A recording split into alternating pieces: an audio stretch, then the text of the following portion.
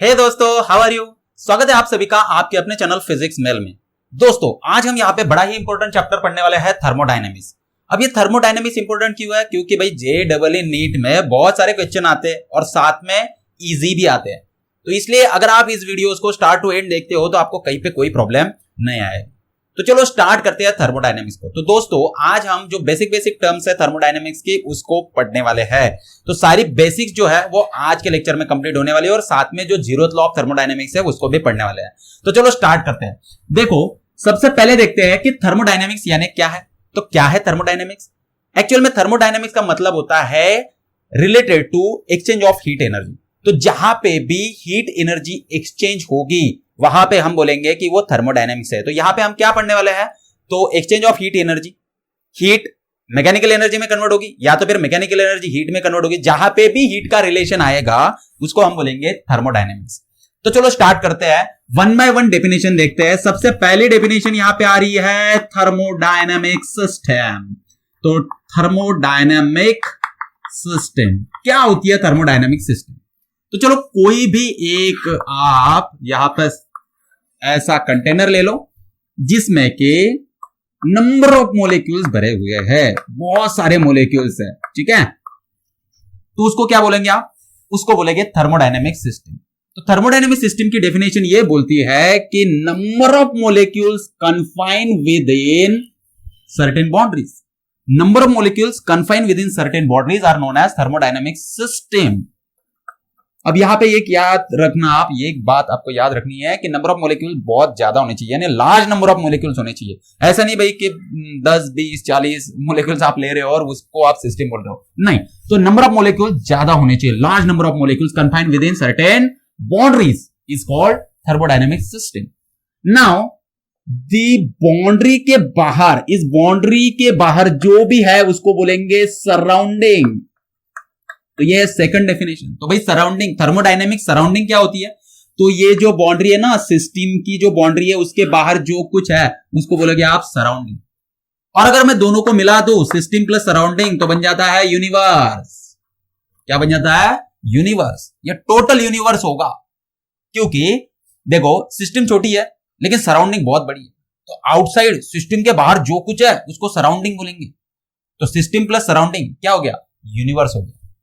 कोई भी एग्जांपल ले सकते हो, जैसे कि प्रेशर कुकर। प्रेशर कुकर के अंदर वाटर वेपर से मॉलिक्यूल्स है, लार्ज नंबर ऑफ मॉलिक्यूल्स है, तो उसको आप बोल सकते हो सिस्टम। और प्रेशर कुकर के बाहर जो कुछ है उस सबको आप बोल सकते हो सराउंडिंग।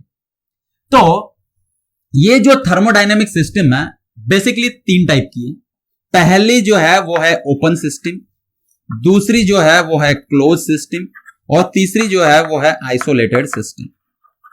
तो क्या होता है ओपन सिस्टम? ओपन सिस्टम ऐसी सिस्टम है जहां पे जो एनर्जी है और मैटर है दोनों के दोनों एक्सचेंज करते हैं। तो मैंने यहां पे देखो ये डायग्राम निकाल दिया।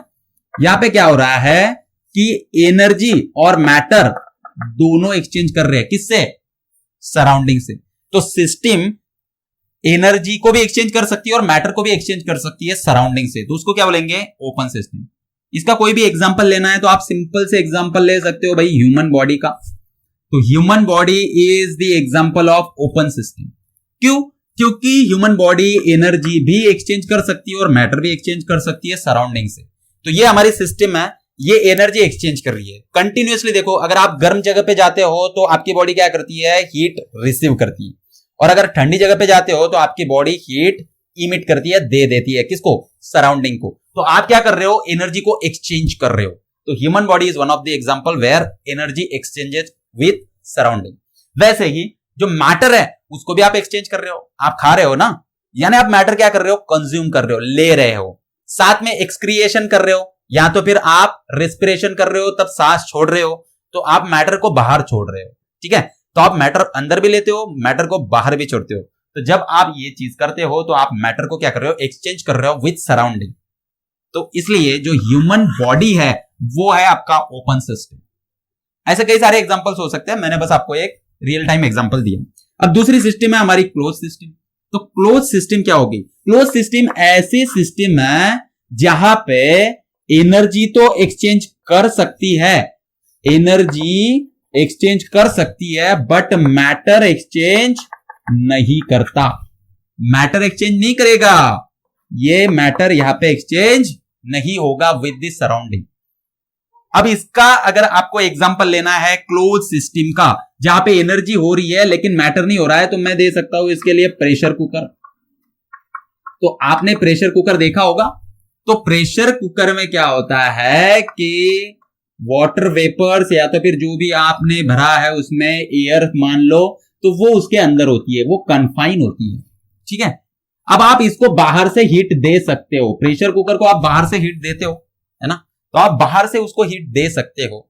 अच्छा, इसकी जो कुछ हीट है वो सराउंडिंग में भी तो जाती है ना, तो सराउंडिंग में इसकी कुछ हीट है जो ट्रांसफर हो जाती है, यानी ये हीट एनर्जी को ट्रांसफर कर रहा है विद सराउंडिंग, ले भी रहा है दे भी रहा है, बट ये मैटर को एक्सचेंज नहीं कर रहा है, यानी इसमें जो अंदर एयर मोलिक्यूल्स है उसके अंदर ही है, वो उसको बाहर नहीं छोड़ रहा है, बाहर के साथ इंटरैक्ट नहीं कर रहा है, तो उसको आप क्या बोलोगे, उसको आप बोलोगे क्लोज सिस्टम। इसको क्या बोलेंगे, क्लोज सिस्टम। जो थर्ड आपकी सिस्टम है वो है आइसोलेटेड सिस्टम।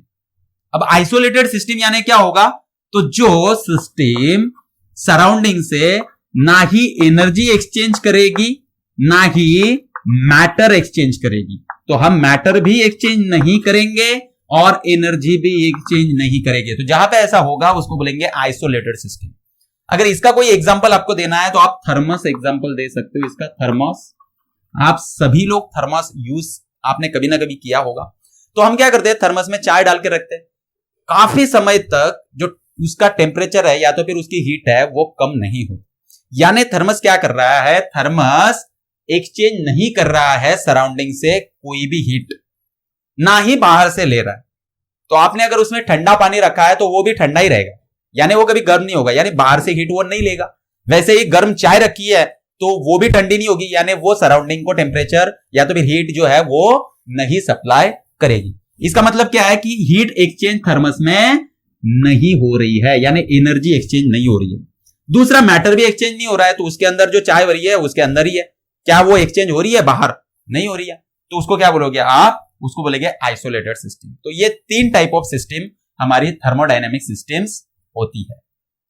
आया आपको समझ में?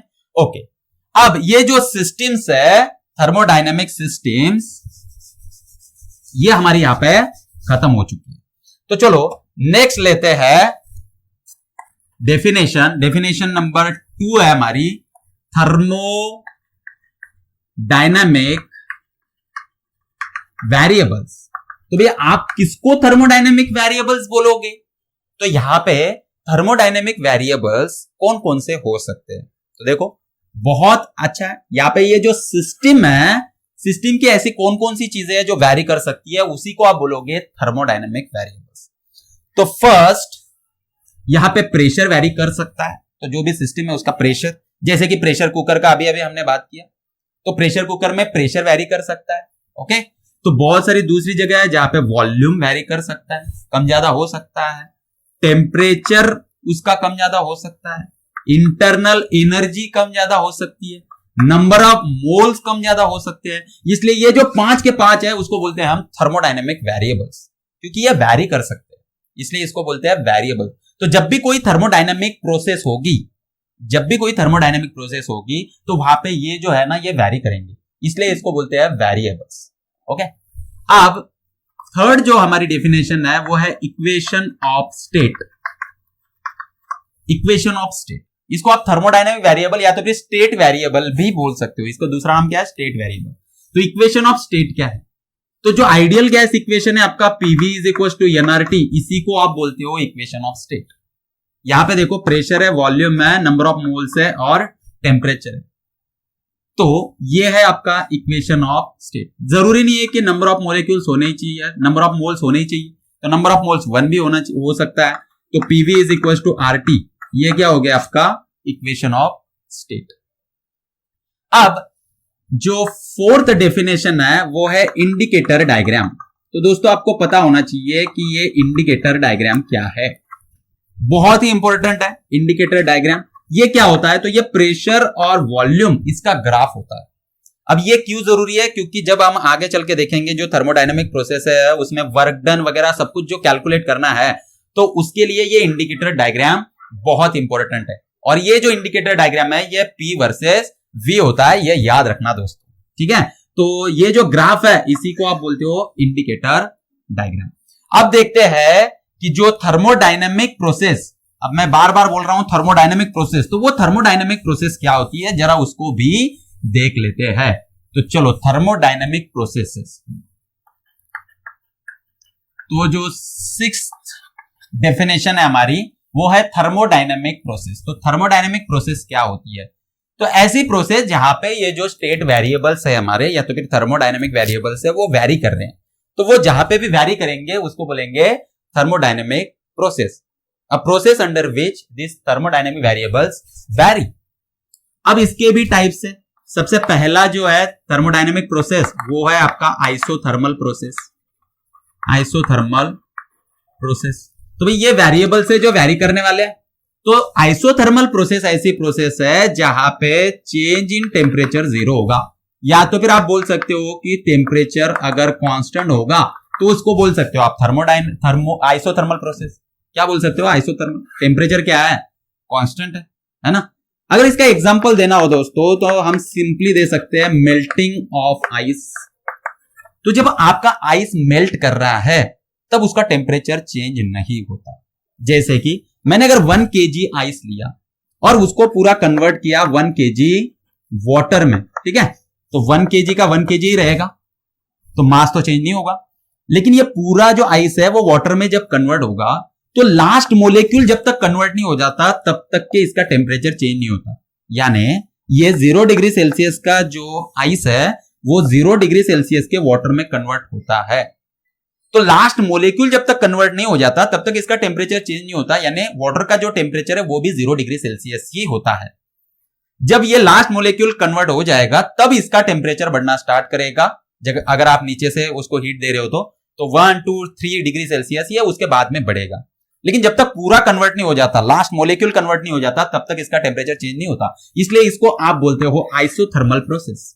क्या बोलेंगे? Isothermal process.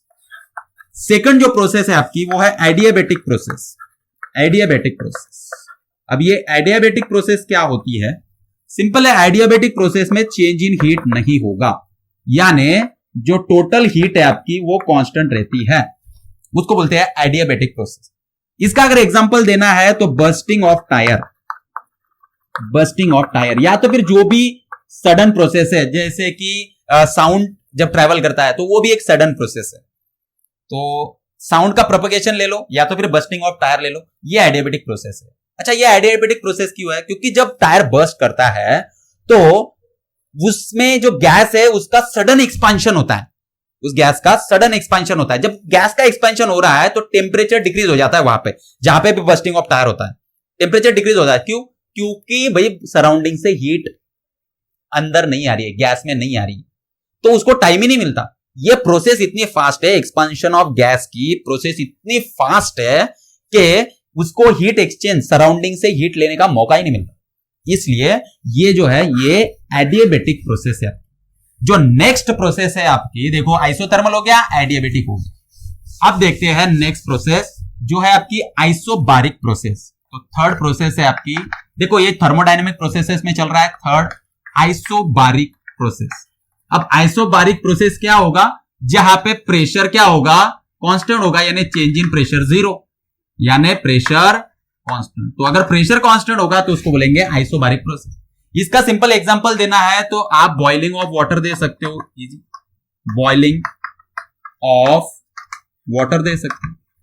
तो वाटर जब बॉइल होती है तो कांस्टेंट प्रेशर को होती है, ठीक है। वाटर बॉइल हो रहा है, आप नीचे से उसको क्या कर रहे हो? हीट दे रहे हो, ये बॉइल हो रहा है, ओके। ये कहां पे हो रहा है? ये कांस्टेंट प्रेशर को, क्योंकि यहां पे प्रेशर क्या है? एटमॉस्फेरिक प्रेशर है, और वो एटमॉस्फेरिक प्रेशर क्या होता है? कांस्टेंट होता है, यानी प्रेशर चेंज नहीं हो रहा है। तो ये जब प्रोसेस हो रही है बॉइलिंग की प्रोसेस, तब प्रेशर चेंज नहीं हो रहा है, इसलिए इसको बोलेंगे आप आइसोबारिक प्रोसेस। जो फोर्थ प्रोसेस है आपकी वो है आइसोकोरिक प्रोसेस। तो आइसोकोरिक प्रोसेस यानी क्या होगी? जहां पे चेंज इन वॉल्यूम 0 होगा, या तो फिर वॉल्यूम क्या होगा? कांस्टेंट। तो जो वॉल्यूम ऑलरेडी है उतना ही रहेगा। इसका अगर सिंपल से एग्जांपल मुझे देना है तो इसका एग्जांपल मैं दे सकता हूं प्रेशर कुकर। तो ये जो प्रेशर कुकर है ना, ये इसका एग्जांपल है। यहां पे देखो प्रेशर कुकर में आप इसको नीचे से टेम्परेचर दे रहे हो, तो टेम्परेचर जब ये ले रहा है इसका प्रेशर चेंज हो रहा है, लेकिन इसका वॉल्यूम चेंज नहीं हो रहा है।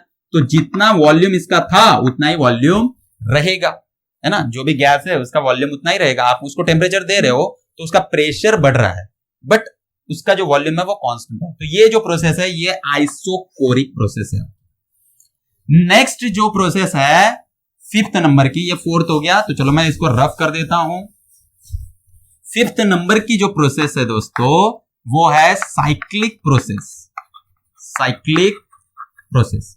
अब ये साइक्लिक प्रोसेस क्या होगा, तो ये जो थर्मोडायनेमिक हमारे वेरिएबल्स है, जैसे कि P हो गया, V हो गया, T हो गया, तो ये सपोज इसकी जो इनिशियल पोजीशन है या तो फिर इनिशियल वैल्यूज है वो P1, V1 और T1 है।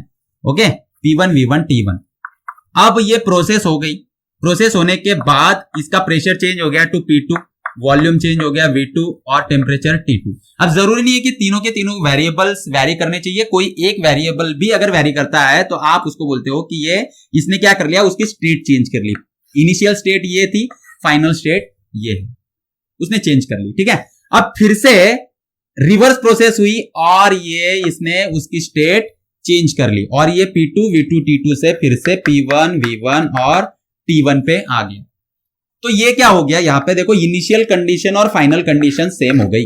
अगर ऐसा होता है तो इसको साइक्लिक प्रोसेस बोलेंगे, अगर ऐसा नहीं होता है तो उसको नॉन साइक्लिक प्रोसेस बोलेंगे। क्या बोलेंगे, नॉन साइक्लिक प्रोसेस, जिसमें ये फिर से अपनी पोजीशन पे इनिशियल स्टेट पे लौट के नहीं आएगा, तो उसको नॉन साइक्लिक। अगर फिर से आ गया तो उसको बोलेंगे साइक्लिक प्रोसेस। इसका अगर कोई एग्जांपल देना है तो रेफ्रिजरेटर या तो फिर आपका जो एसी होता है वो इसका बहुत अच्छा एग्जांपल है, रेफ्रिजरेटर। तो रेफ्रिजरेटर में जो भी आपकी गैस होती है वो गैस एक्सपांड करती है, उसका प्रेशर चेंज होता है और फिर से वो उसी प्रेशर, वॉल्यूम और टेम्परेचर को आ जाती है। तो कंप्रेसर क्या करता है, गैस को कंप्रेस करता है, देन थ्रोटल क्या करता है, गैस को एक्सपांड करता है, फिर से कंप्रेसर उसको कंप्रेस करता है। तो ये प्रोसेस चलती रहती है ना, ये प्रोसेस चलती रहती है। इसलिए जो रेफ्रिजरेटर है वो एक साइक्लिक प्रोसेस है रेफ्रिजरेटर में, या तो फिर एसी हो गया उसमें भी साइक्लिक प्रोसेस है। 6 नंबर की जो प्रोसेस है आपकी थर्मोडायनेमिक प्रोसेस वो है रिवर्सिबल प्रोसेस। रिवर्सिबल, इसके उल्टा हो जाएगा नॉन रिवर्सिबल। तो रिवर्सिबल प्रोसेस कौन सी है कि जो ये इनिशियल स्टेट्स है, इनिशियल वेरिएबल है और उसकी पोजीशन है, वो अगर एज इट इज वो अचीव कर लेता है, जो भी स्टेट थी उसकी वो अगर एज इट इज वो अचीव कर लेता है तो उसको बोलते हैं रिवर्सिबल प्रोसेस। यानी ऐसी प्रोसेस जो उसकी जो ओरिजिनल चीजें थी वो वैसे के वैसे उसको मिल जाती है, तो उसको बोलते हैं रिवर्सिबल प्रोसेस। और नॉन रिवर्सिबल यानी वो फिर से रिटर्न नहीं आ सकती उसी पोजीशन को।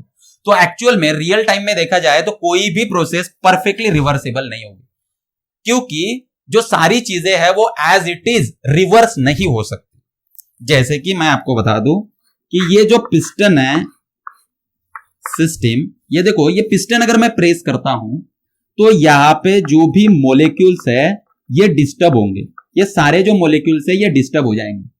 और अगर मैं उसको रिटर्न लाता हूं तो ये सारे मोलिक्यूल्स यहां पे रिटर्न तो जाएंगे, ऊपर जाएगा पिस्टन, लेकिन वो उसकी जो पोजीशन थी पहले वहां पे जाएंगे, ये जरूरी नहीं है। साथ में वही प्रेशर अचीव करेंगे, ये भी जरूरी नहीं है। ओके, तो ये वही प्रेशर को रिटर्न आ जाएंगे, ऐसा भी नहीं हो सकता। तो ये जो प्रोसेस है इसको हम बोलेंगे रिवर्सिबल प्रोसेस। तो उसकी जो सारी चीजें हैं वो एग्जैक्टली आपको नहीं मिल सकती, इसलिए रिवर्सिबल जो प्रोसेस है वो आइडियल कंडीशन है। प्रैक्टिकली रिवर्सिबल प्रोसेसेस पॉसिबल नहीं होती, लेकिन कुछ कुछ प्रोसेसेस है जिसको आप नियर टू रिवर्सिबल बोल सकते हो। वो जो प्रोसेस है उसको आप बोलते हो quasi static process. Quasi static process. अब ये क्वासी स्टैटिक प्रोसेस क्या होती है, ये ऐसी प्रोसेस होती है जो एक्सट्रीमली स्लो हो, एक्सट्रीमली स्लो। तो अगर आप इस पिस्टन को एक्सट्रीमली स्लो मूव करते हो और फिर से वही रिटर्न लेके आता है हो तो ये अप्रोक्सीमेटली रिवर्सिबल प्रोसेस बन जाएगी। एक्सट्रीमली स्लो उसके लिए जरूरी है ना। तो इसको हम बोलेंगे रिवर्सिबल प्रोसेस। समझ में आ गया आपको? ओके, चलो आगे देखते हैं। नेक्स्ट डेफिनेशन हमारी 7th नंबर की डेफिनेशन है थर्मोडायनेमिक इक्विलिब्रियम। Thermodynamic equilibrium. तो थर्मोडायनेमिक इक्विलिब्रियम क्या होता है?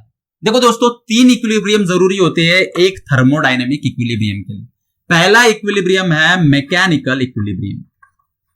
मैकेनिकल इक्विलिब्रियम, ये मैकेनिकल इक्विलिब्रियम होना चाहिए। अगर आपको कोई भी सिस्टम थर्मोडायनेमिक इक्विलिब्रियम में ऐसा बोलना है तो उसके लिए उसके पास पहले मैकेनिकल इक्विलिब्रियम होना चाहिए। मैकेनिकल इक्विलिब्रियम क्या है कि भाई जो सिस्टम है, ये सिस्टम और जो सराउंडिंग है, इसमें कोई भी अनबैलेंस फोर्स नहीं होना चाहिए। सिस्टम और सराउंडिंग इनके बीच कोई भी अनबैलेंस फोर्स नहीं होना चाहिए। हमने देखा है मैकेनिकल इक्विलिब्रियम क्या है, लॉज ऑफ मोशन में हमने डिटेल में पढ़ा है। तो जहां पे अनबैलेंस फोर्स नहीं होगा वहां पे मैकेनिकल इक्विलिब्रियम होगा। अनबैलेंस फोर्स नहीं चाहिए। ओके, यानी summation of all forces must be equal to 0 between system and surrounding, that is called mechanical equilibrium. उसके बाद में 8 नहीं, इसका ही सेकंड है। दूसरा इक्विलिब्रियम होता है आपका थर्मल इक्विलिब्रियम। थर्मल इक्विलिब्रियम, तो अगर सिस्टम और सराउंडिंग इन दोनों का टेम्परेचर अगर सेम है तो उसको बोलेंगे थर्मल इक्विलिब्रियम। तो सिस्टम और सराउंडिंग दोनों थर्मल इक्विलिब्रियम में है, कब बोलेंगे? जब इसका जितना टेम्परेचर होगा उतना ही टेम्परेचर सराउंडिंग का भी होगा। दोनों का टेम्परेचर अगर सेम है तो उसको बोलेंगे थर्मल इक्विलिब्रियम है सिस्टम और सराउंडिंग में। तीसरा होता है chemical equilibrium. Chemical equilibrium, chemical equilibrium यानी सिस्टम का जो केमिकल कंपोजिशन है और सराउंडिंग का जो केमिकल कंपोजिशन है वो दोनों कैसे होने चाहिए? सेम होने चाहिए। यानी जैसे कि आपने कोई कंटेनर है उसमें एयर भर दिया है, तो इसमें जो कंपोजिशन है वो क्या है? एयर है, और सराउंडिंग में बाहर भी क्या है? एयर है। अगर ऐसा है तो वो केमिकल इक्विलिब्रियम में है। समझ में आ गया आपको? तो जब दोनों का टेम्परेचर सेम होगा तो थर्मल इक्विलिब्रियम। अनबैलेंस फोर्स अगर वहां पे नहीं होगा सिस्टम का सराउंडिंग पे या तो फिर सराउंडिंग का सिस्टम पे, तो उसको बोलेंगे मैकेनिकल इक्विलिब्रियम। और केमिकल इक्विलिब्रियम में केमिकल कंपोजिशन कैसा होना चाहिए? सेम होना चाहिए। तो आ गया सबको समझ में? ओके, चलो ठीक है, आगे का टॉपिक हम लेते हैं। अब दोस्तों बारी है, अभी हमने सारे जो बेसिक्स थे इसके ये पढ़ लिए हैं। अब लास्ट का जो हमारा टॉपिक है वो है जीरोथ लॉ ऑफ थर्मोडायनेमिक्स। तो थर्मोडायनेमिक्स के लॉ हम स्टार्ट करेंगे अभी यहां पे। चलो स्टार्ट करते हैं। तो जो फर्स्ट लॉ है हमारा वो है जीरोथ लॉ ऑफ थर्मोडायनेमिक्स। अब ये जीरोथ लॉ ऑफ थर्मोडायनेमिक्स क्या होता है? देखो दोस्तों, अगर आप ये एक सिस्टम ले लेते हो ए, ये एक सिस्टम ले लेते हो बी, और ये थर्ड सिस्टम है सी। अगर ए थर्मल इक्विलिब्रियम में है, कौन से इक्विलिब्रियम में? थर्मल इक्विलिब्रियम में है with C, and C is also in thermal equilibrium with B, then A is in thermal equilibrium with B. This is the zeroth law of thermodynamics. नहीं समझ में आया? चलो फिर से एक बार समझाता हूं। देखो यहां पे A और C थर्मल इक्विलिब्रियम में, इसका मतलब क्या है कि भाई आप इसका जो टेम्परेचर है वो अगर सपोज 30 डिग्री सेल्सियस है, तो ये थर्मल इक्विलिब्रियम में इसके साथ है, यानी इसका भी टेम्परेचर कितना होगा? 30 डिग्री सेल्सियस। अभी अभी हमने थर्मल इक्विलिब्रियम देखा, तो थर्मल इक्विलिब्रियम में दो जो सिस्टम्स है उनका टेम्परेचर कैसा होना चाहिए? सेम। तो वो दो सिस्टम थर्मल इक्विलिब्रियम में, तो टेम्परेचर सेम हो गया तो थर्मल इक्विलिब्रियम मिल गया। वैसे ही ये बी और सी भी थर्मल इक्विलिब्रियम में है, यानी इसका भी टेम्परेचर 30 डिग्री है, इसका भी 30 डिग्री है। तो ये लॉ ये बोलता है कि भाई ये ए और बी ये भी कैसे होंगे? ये थर्मल इक्विलिब्रियम में होंगे, ये भी थर्मल इक्विलिब्रियम में होंगे। अब आपको ये बड़ा ही मजाकिया लग रहा होगा सुन के कि भाई ये तो हमें भी समझ में आ रहा है ना, कि 30 अगर इसका है, इसका भी 30 है, और इसका भी 30 है, तो इसका और इसका भी 30 डिग्री सेल्सियस ही टेम्परेचर होना चाहिए, यानी थर्मल इक्विलिब्रियम में। अब ये लॉ लगता तो है बहुत ही इजी, लेकिन ये लॉ है दोस्तों, क्योंकि ऐसा रियल लाइफ में नहीं होता। फॉर एग्जाम्पल मैं आपको देता हूं, चलो मैं आपको बताता हूं, ए एक पर्सन है, सी एक पर्सन है और बी एक पर्सन है। अब ए सी का दोस्त है, ठीक है। ए और सी दोनों क्या है, फ्रेंड्स है। ए और सी दोस्त है, वैसे ही बी और सी भी दोस्त है। तो क्या आप ऐसे बोल सकते हो कि ए और बी भी दोस्त है? क्या दोस्त का दोस्त दोस्त होता है? बिल्कुल नहीं दोस्तों। ऐसा हो सकता है कि ए और बी फ्रेंड्स ना हो बल्कि दुश्मन हो, ऐसा हो सकता है ना। हाँ, इसका मतलब क्या है कि रियल लाइफ में हम देखते हैं कि A is equal to C है, B is equal to C है, but A is not equal to B. ऐसे जरूरी नहीं है। जैसे मैथ में भी होता है, मैथ में ये करेक्ट है, मैथ में ये जो लॉ है ये करेक्ट है, बट रियल लाइफ में ये लॉ होल्ड नहीं करता, इसलिए इसको लॉ कहा गया, क्योंकि ये भी इंपॉर्टेंट है। अब इसको जीरोथ लॉ, देखो इसका नाम जो है ना बड़ा ही इंटरेस्टिंग है, जीरोथ लॉ। लोग बोलते हैं first law, second law, third law, जैसे न्यूटन के भी आपने देखे होंगे, है ना। तो लॉ फर्स्ट सेकंड थर्ड ऐसे काउंट करते हैं, लेकिन ये जीरोथ लॉ है।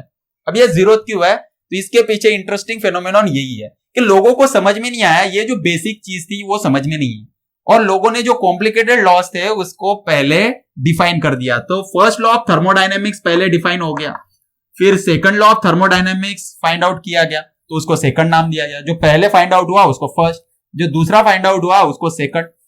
अब उसके बाद में ये दोनों होने के बाद थर्ड लॉ आया, थर्ड लॉ ऑफ थर्मोडायनेमिक्स। लेकिन जब थर्ड लॉ आया तो ये समझ में आया कि भाई ये तो बहुत ही बेसिक चीज है ना, ये बेसिक चीज तो लॉजिकली देखा जाए तो इसको हमें डालना पड़ेगा इसके आगे, क्योंकि ये जो दो चीजें है, दो लॉ है, उससे पहले ये आता है, क्योंकि ये ज्यादा बेसिक है, तो लॉजिकली इसका नंबर यहां पे होना चाहिए। तो जब ये थर्ड लॉ आया तो उसका लॉजिकल नंबर यहां पे था, इसलिए इसको बोला गया जीरोथ लॉ।